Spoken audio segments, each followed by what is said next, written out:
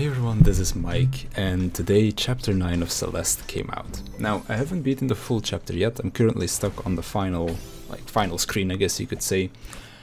But after 7 hours I thought I'd make a video saying that it is indeed live, because there wasn't really an announcement or an email that I got or something. I just noticed because the game got updated. So I thought maybe some people that don't have the game installed might not have realized that chapter 9 is out.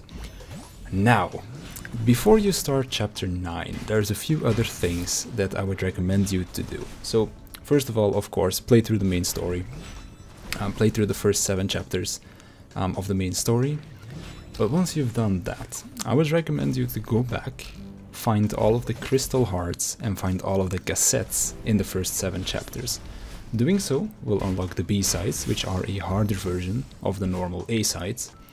And once you've completed all of the B-sides, you also get access to C-sides, which are even harder maps.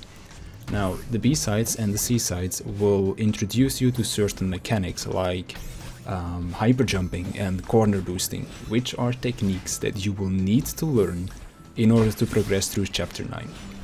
Chapter 9 is not only extremely long, it's a very long chapter.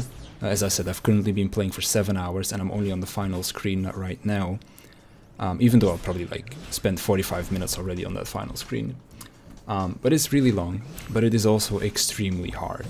So it needs you to learn these special techniques like wave dashing, which chapter 9 explains itself, and corner boosting especially. Those two are the main important ones, before you can actually complete some of the maps. So these used to be speedrun techniques that people would use to skip certain parts of the map.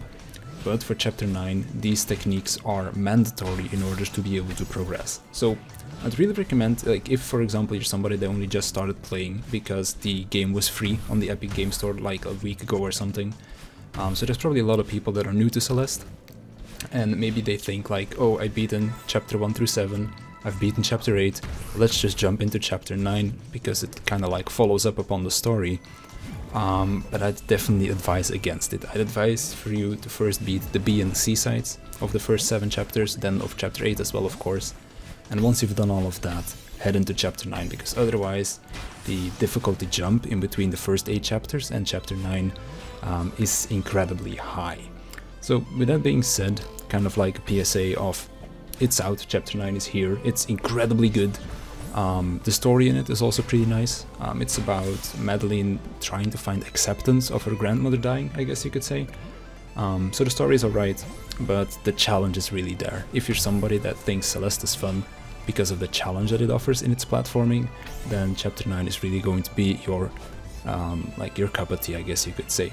So chapter 9 is out, go play it, it's incredibly good, but it is also incredibly difficult. So with that being said, have fun, go die a million times or something like I've been doing over the past 7 hours, and I hope you enjoy. So with that being said, thanks for watching, and I'll see you in the next one.